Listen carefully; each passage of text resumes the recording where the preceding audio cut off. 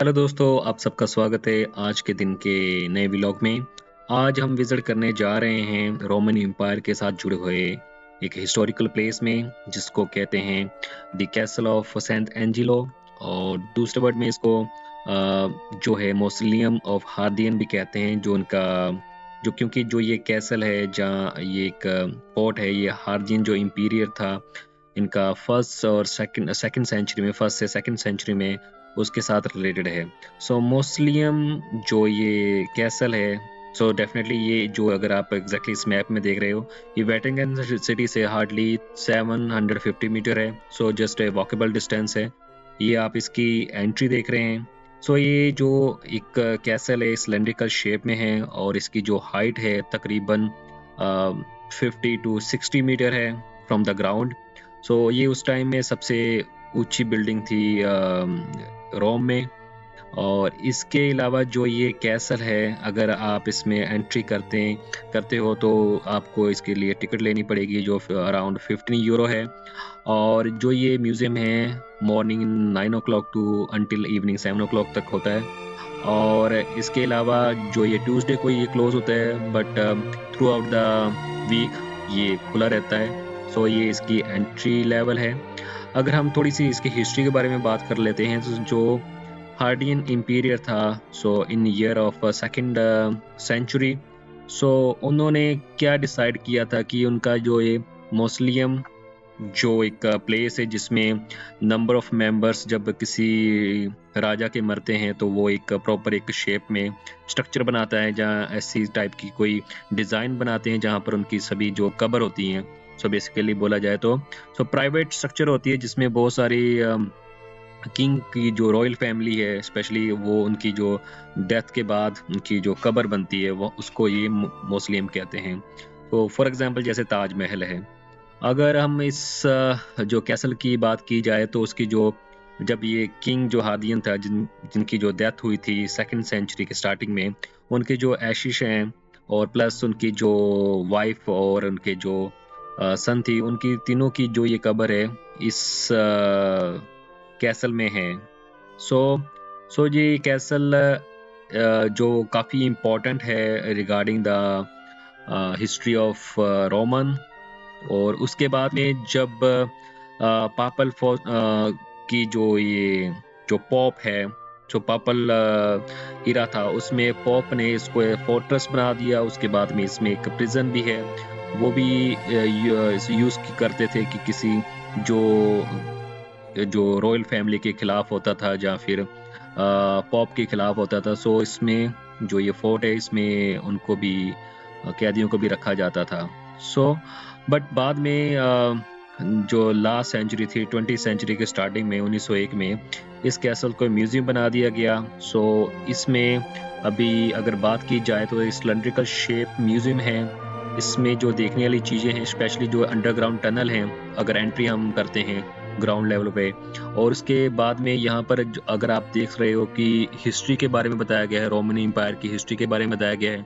और कई जगह पर जो किंग थे, हार्डिन किंग थे, उनकी जो राज्य था उस टाइम में उसके बारे में बताया गया है।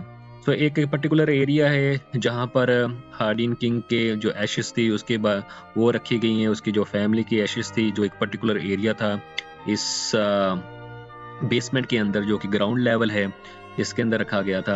सो एक एक्सपीरियंस था कि हिस्ट्री को व्यू करने का। सो जो भी यहाँ पर टूरिस्ट आते हैं वो डेफिनेटली इस जो कैसल है ये वाला इसको विजिट करते हैं, जो कि उस टाइम की जो प्रॉपर हिस्ट्री थी उस पर्टिकुलर रोमन एम्पायर की किंग के दौरान, किंग हार्डिन के दौरान वो इसमें प्रिजर्व है। सो अभी उसके बाद में अगर हम ये तो ग्राउंड फ्लोर, फर्स्ट फ्लोर पे जाने के लिए हमें जो मिडल से स्टेयरकेस है वो यूज़ करते हुए हम ऊपर जाते हैं। और राइट हैंड साइड पे जो पहला ही हॉल आता है वो है किंग हार्डियन का हॉल। इसमें किंग हार्डिन के जो टाइम पीरियड था फर्स्ट एडी के मिड से लेकर सेकंड सेंचुरी जो थी के स्टार्टिंग में जो टाइम था उसके बारे में डिटेल दी हुई है थ्रू द पेंट आर्ट। सो ये बहुत ही शानदार एक आर्ट का नमूना है जिसमें ये बताया गया है कि उस पीरियड दौरान रोमन एम्पायर के दौरान बेसिकली किस टाइप का जो रूल होते थे, कैसे गवर्नेंस थी उस टाइम में। सो रोमन एम्पायर के बारे में अच्छी तरह से बताया गया है, और जो सेक्शन है वो है पेपल अपार्टमेंट, जिसमें एक बहुत बड़ा लेविश रूम है और लिविंग रूम है।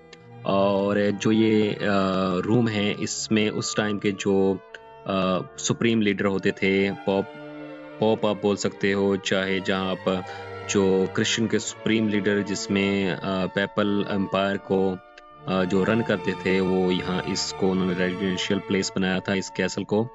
और अगर आप इसकी वॉल और सीलिंग देख सकते हो, तो इसमें प्रॉपरली रिसेंसियस जो एक टाइम था, उसके दौरान बहुत सारी जो उस टाइम का आर्ट कल्चर था वो भी रिप्रेजेंट किया गया है।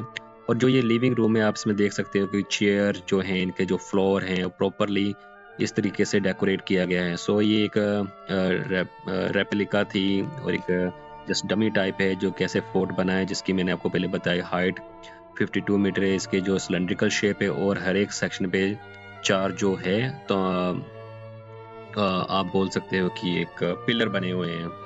सो आप अभी देख रहे हैं कि जो ये हॉल है, इसमें प्रॉपर इंफॉर्मेशन दी हुई है उस टाइम के, जब पेपल थे प्लस ये क्रिश्चियन और रोमन एम्पायर थे। तो इट्स रियली ब्यूटीफुल स्ट्रक्चर है। अभी जो फर्स्ट फ्लोर के बाहर आते ही एक वॉकवे है, एक पेडिस्ट्रियन वॉकवे है, जो कि आप बोल सकते हैं एक रास्ता जा रहा है जो बाहर की तरफ जाता है। ठीक है, तो उसमें बहुत सारी विंडोज़ हैं, प्लस जो ये आप देख सकते हो कि एक हॉल और मुझे इसमें मिला जो कि साथ में था। इसमें आप लिविंग रूम भी है इसमें, जहाँ पर ये पेपल्स उस टाइम में रेजिडेंशियल प्लेस बना हुआ था। और जो ये म्यूज़ियम है, उस टाइम की जो हिस्टोरिकल आइटम्स थी वो भी इस म्यूज़ियम में रखी गई हैं, स्पेशली जो